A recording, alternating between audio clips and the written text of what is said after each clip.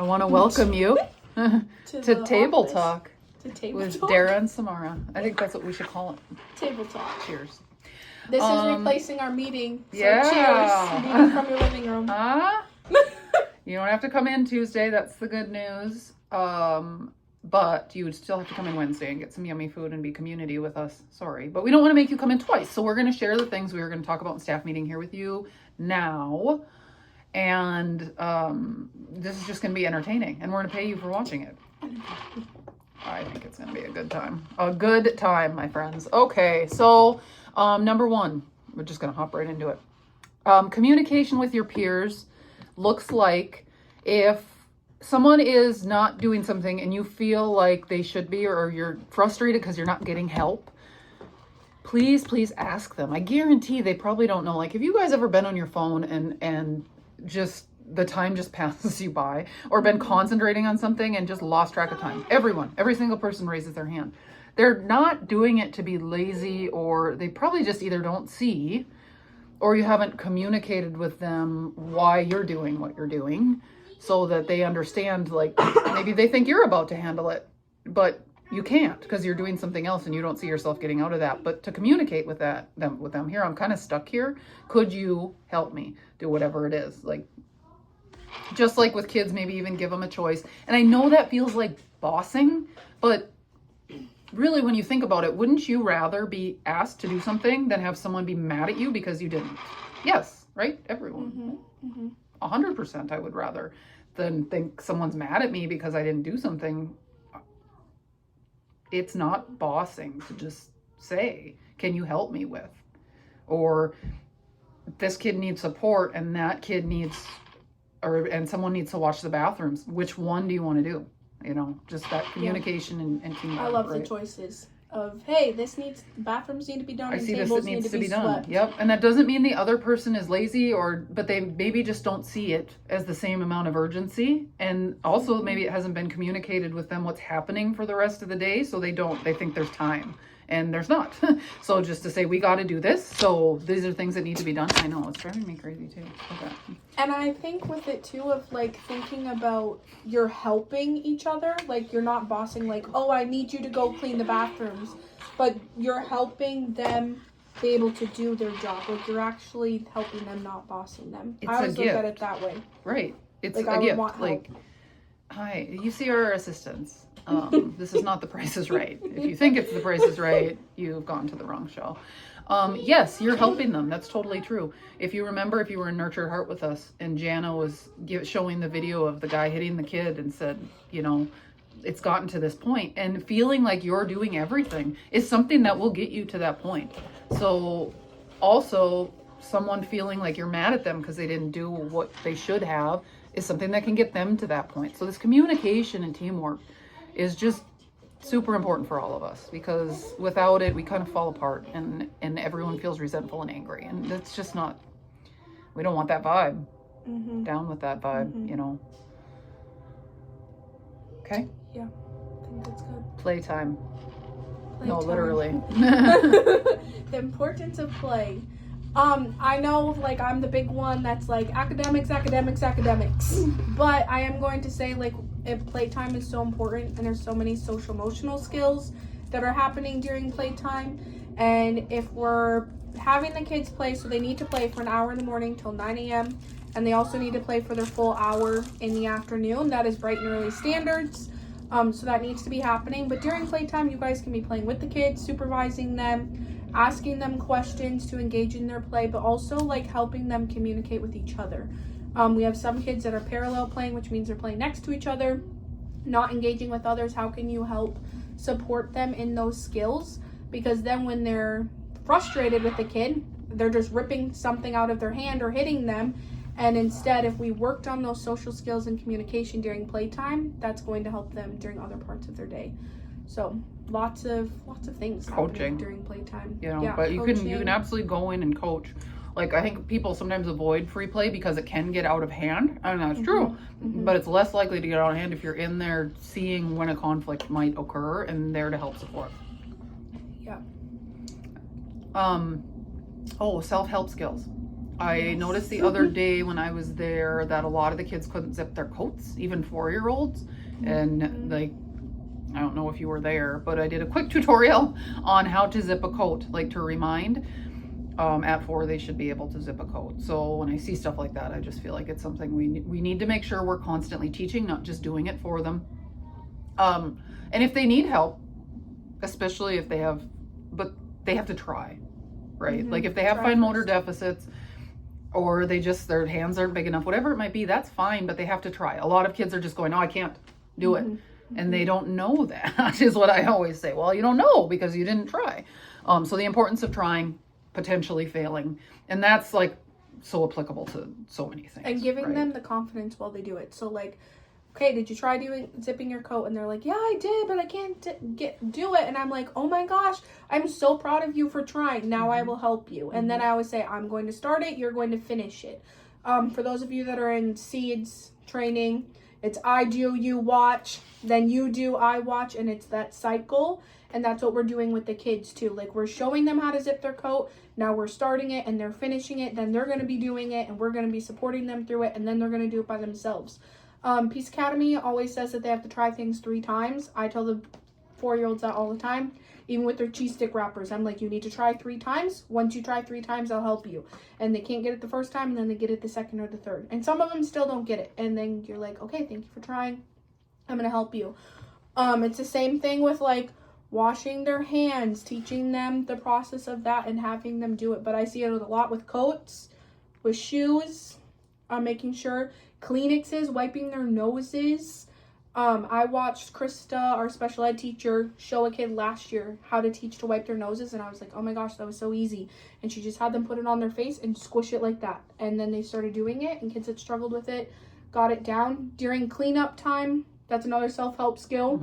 And with the play, because I know sometimes we're frustrated when there's so many toys everywhere, but going in and like making it a game, who can pick up all the blocks, who can do this, who can do that, and then helping them clean up, I think is really good. When there's a big mess, like, I'm actively helping them clean up, but also coaching them and modeling at the same time, instead of just expecting them to do it. Making sure we're resetting our centers. It's actually a super pet peeve of mine when people get so mad at kids for not cleaning, but we haven't ever taught them how to clean. And honestly, even as a parent, I'm guilty of it, because I'll be like, clean up this mess. And then I feel bad because when they start, I'm like, oh, you don't know where this stuff goes. And that's my fault. You're not born knowing that. Right. So, and modeling more than once.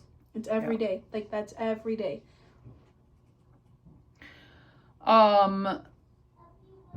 Self-help skills. So acting out, let's say sharing. Let's talk about sharing. Sharing is caring. Yes, it's true. But are you expected are you expected to share everything with everyone as an adult? No, you're not. So why do we expect that of kids? Well, a person might say, well, they need to learn to share, and that's not untrue, right? Like Samara and I both agree on that. Sharing is being generous. It can actually feel really good to share when you get the hang of it, and it's polite, and manners are important. That being said, it's also not really fair to say you have to share for everything. Why? Why do you have to share? If you had a toy first and you're perfectly content playing with it, why do you have to share every time? You don't. That doesn't make sense. So, kid wants a turn with something, comes over and says, I want that. Other kid says no. Immediate thought is you have to share, right? Like, that's what a teacher says. What is something you could say instead, Samara? So I always tell the kids, I'm like, remember, because if a kid's going to say no, sometimes they look up at me and they're just waiting. I'm like, remember, you can say yes or no. And then, like, preface that with the kid that's wanting it. And sometimes the kid will come over and be like, oh, I want the block. And I'm like, but remember, like, you don't get it just because you want it. You can ask for it and they can say yes or no. And then if they say no, then I'm also teaching the kid that they said no to, of like, okay, you can have it when so-and-so is done playing with it, but now you have to wait your turn. And knowing, like, and sometimes outside, like the teeter-totter and swings, for example, the line is always long. And then if they don't get a turn and they're crying when it's time to go in, I'm like, but remember, we're going to come back out here this afternoon or tomorrow morning, and you're going to eventually get a turn. I see a lot in the art center, kids sharing so generously with their own art supplies. And I think when we do see kids sharing, just really focusing on that and sharing that, because then more kids will want to do it because they want to hear the praise. Like, we all like to hear the things that we're doing well. And so just saying like, oh my gosh, Dara, you shared your markers. That is so kind. So then it's teaching that. So like teaching that it's a kind thing. It's a good thing to share, but we don't have to share all of the time. Mm-hmm. It's also teaching about just consent in general. Mm-hmm. I don't want you to touch me right now. Okay. You know, like no means no. I didn't even think of that. Well, it generalizes to a lot of boundary skills that we honestly haven't been great at teaching people historically, and it's important to be like, no, you can't have this right now. It's mine. Right. And or I have it and I got it fairly, and this, you know, just isn't right to have to turn it over because of a random arbitrary rule. Right. But also right that because kids don't share naturally very often, like we're selfish, humans are selfish by nature. We need to be sure and point out whenever we see it happening organically, because it's not very often, wow, you made a choice to share and I bet that was hard and great job. Which also, I'm gonna jump really quick. Jump away. Of the positive, so we're gonna talk a little bit more about positive praise, but the more positive praise, so the more you're saying, oh my gosh, like praising kids for sharing, the more kids are going to start sharing because they want to hear that positiveness. People just, who doesn't like to hear that was great, what you did? No one, like, no one I know, right? So, and that goes along with, what, oh, you I say jumped here. from there to there. No, that's okay. I've said in a lot of trainings now, but I'm going to say it again. Take no and stop and don't do that out of your vocabulary when you're working with kids these age. And I know it's so hard. I just did it on the bus tonight.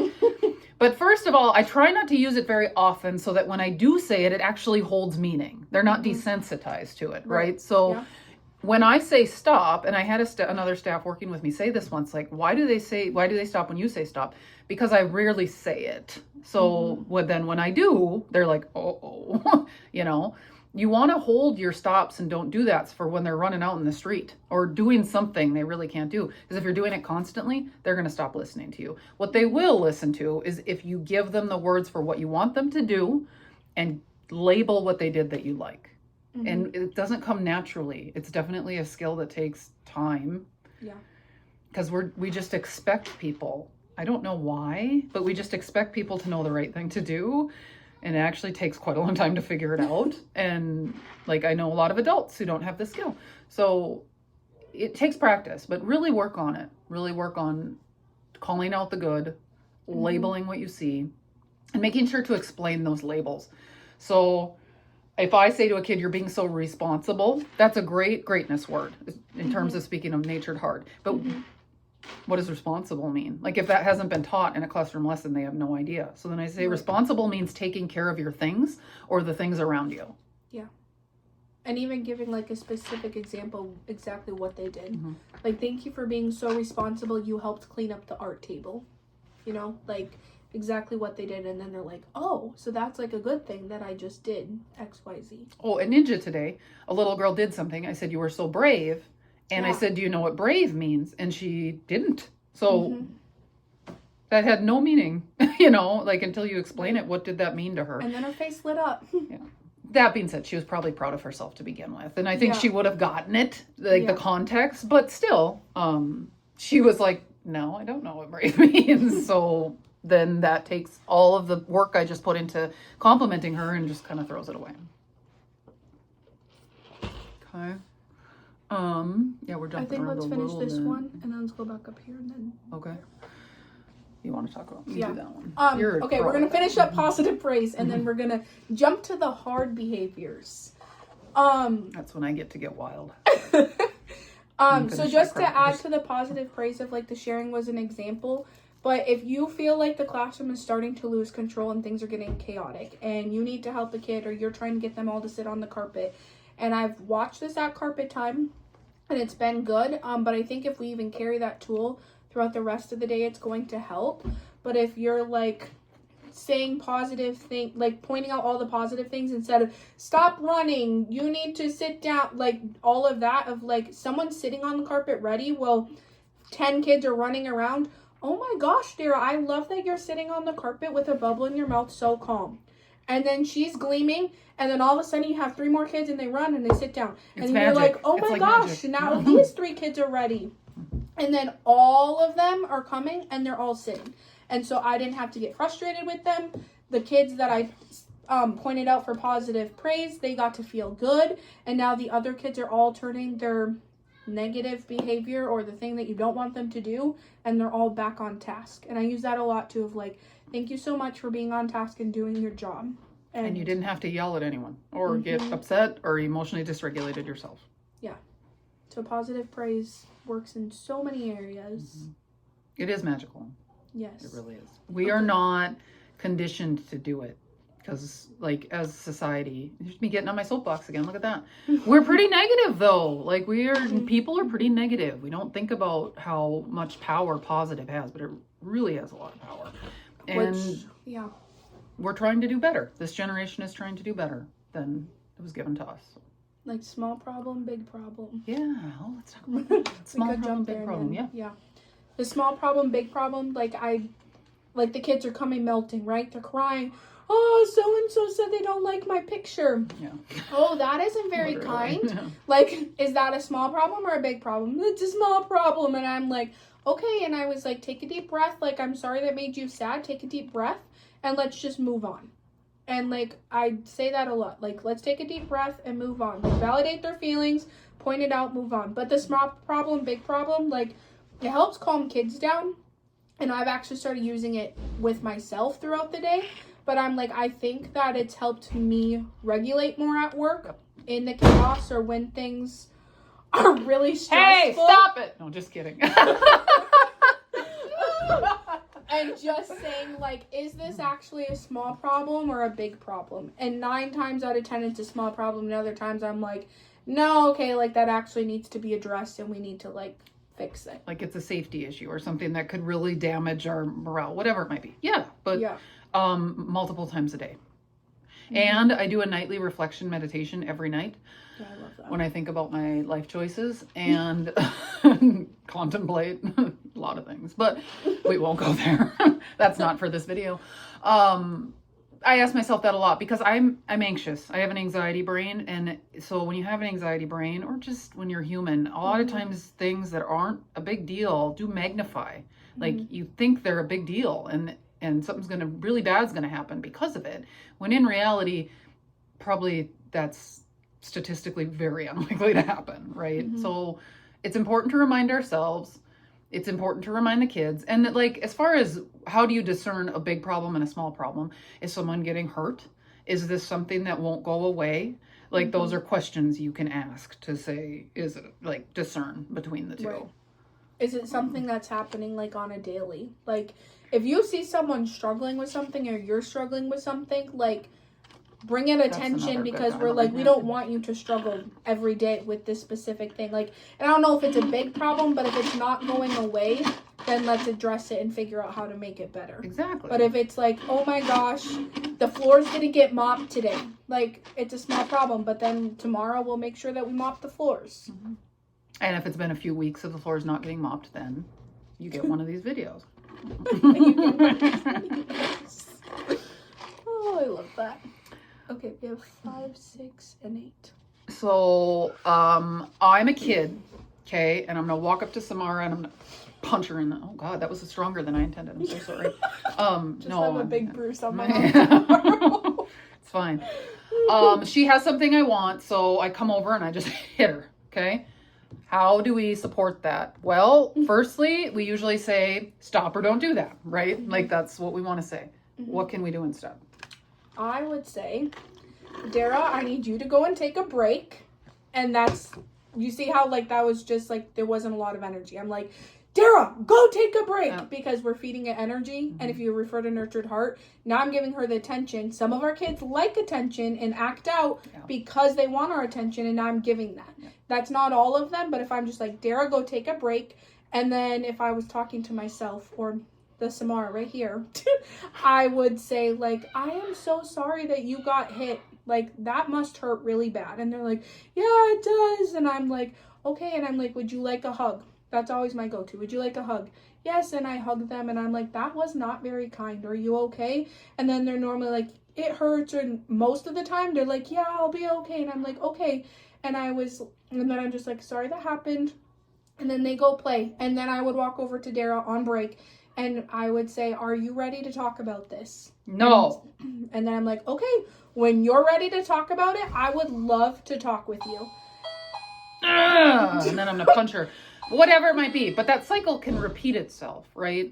As many times as it needs to. So it doesn't have to be, hello?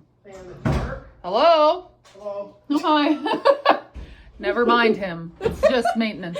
We're doing a training video. Go about your business. And I think, yeah, and do that as many times as like, Dara's like, no, I'm not ready. And I'm like, okay, I would love to talk to you when you're ready. But by saying that part of like, I would love to talk to you, it's going to make them feel like, oh, they still care about me, even though I just hurt so-and-so and they're here to help me versus like, she's not in trouble and we're not mad at her. And so then like, she finally is like, I'm ready. And then I'm like, okay. And then I'm like, why did you hit Samara? Right? And then she might tell me, and then I'll say, oh, and validating that person's feelings too. So like, I understand that you wanted that toy or you wanted to turn on the swing, but we cannot hurt our friends. Like, Samara is now hurt. What can we do instead?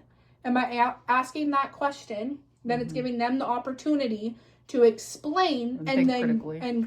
Critical think about it. And then you say, yes, that's a great idea on what you can do next time. Or if they don't know, then give them an option. Give them the words. How about next time you ask for a turn? And if she's like, I did. Okay, but remember, they can say yes or no. And turn those things into teaching moments of not that they're also in trouble, but we're trying to help both sides. And I think that a component of this, and I know we've talked about how important this is the consistency of the language you use. So here's the thing. I just said you might have to go through that cycle. Literally 5 guys, this could be a 2-hour process for some kids. I can think of some I've worked with. 40 minutes. So that's something that teachers get held up on a lot in my experience when I'm working with them, and they'll be like, but now it's time for, but, and I agree in the importance of academics too, but if they're not regulated, they're learning nothing. So it doesn't matter. So you let the time pass as it will, and that can be hard because you have to be patient and you have to remain calm and the language has to remain consistent, and you just have to kind of keep doing it. And that's counterintuitive because we think as adults, well, they didn't understand, I'm going to explain it another way. That's not how kids' brains work. Like neurologically, that's not how it works. You say the same thing and you say it 17,000 times until you feel like beating your head against a brick wall because you're like, what is not gotten? But that doesn't mean with a kid you need to say it a different way. It actually means you just need to keep being patient and saying it. And the language needs to be relatively consistent because then they just get confused. They don't have the vocabulary for you to explain it a different way, right? They probably don't even understand the first time you said it. They're still trying to process that. So now you've said it one way. They're still trying to figure out what that means. And now you say it a different way. And they're you going, want to know fun direct sales statistics? I do.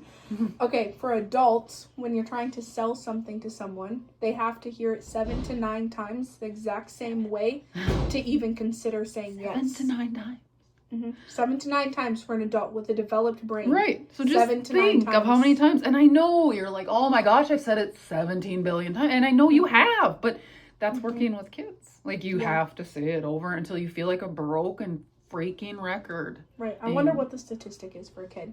Oh, it's got but like consistency. 25 to 30. Consistency, saying it over and over and over again. Yeah. And I actually suggested this to a teacher last week too, and she reported back that it's helping. So this is good. But like even when like a kid is dysregulated, right? And you're like, okay, this is warning 1, warning 2, okay, warning 3, I need you to go and reset your body. And when you are ready, I would love for you to come back. And by again throwing in that I would love for when you to come back. We had 3 kids that were going to break consistently and they wanted attention. And by flipping that, the kids have gone to breaks less times in a day and they're coming back quicker than they were before. And so just making sure, like even through the bad behaviors, that we're giving them that love, but also telling them what we need from them. When like I would love for you to come back to the carpet when you have a calm body. They know now what they need, and they know that I want them there, but that they need to fix something. Oh, Samara, I have a question. What do you do Yes. if you go over and say you need to go to break and they say no? Okay. I say, I need you to go to break right now. It's not a choice. I'm going to count to 3. You can either go or I will help you.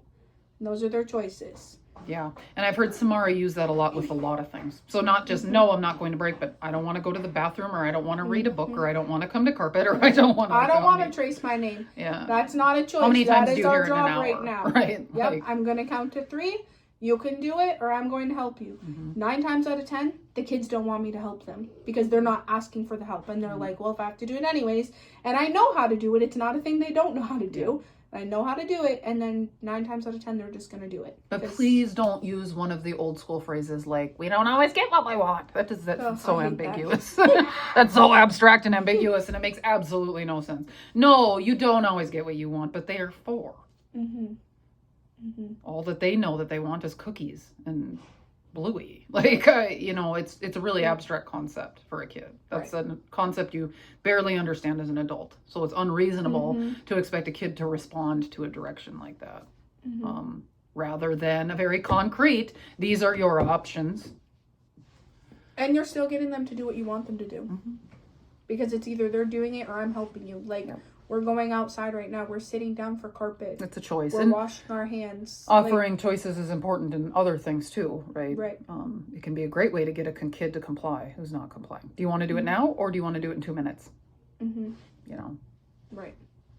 Like, do you want to color this first, or do you want to write your name first? Yeah. Like, as long as they do both components, it doesn't matter the order. Yeah. Do you want to, I don't know.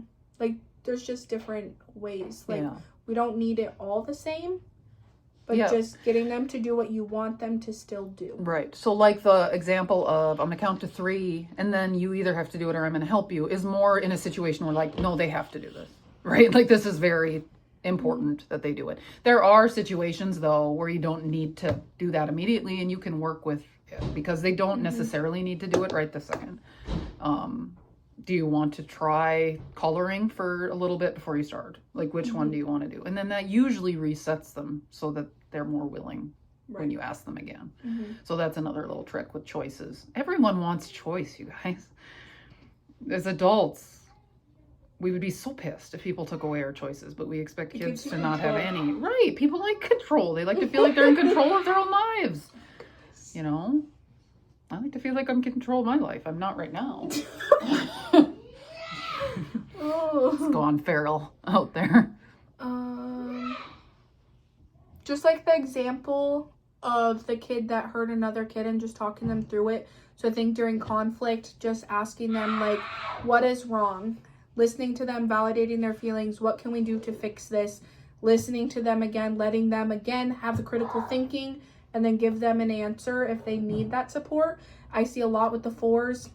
I hate the word tattletaling because I think that it's valid to validate their feelings and what they're feeling. But like, for me to you, there's a lot of tattletaling happening. So-and-so said they don't like my picture. Okay, that's not very kind. What can we do about it? Just ignore it or walk away. Yep, that sounds great. I'm sorry they said that, but let's move on. Small problem. Again, there's a small problem, big problem. Like validating their feelings, but then just moving on. So-and-so took a toy from me. Okay, what can you do about that?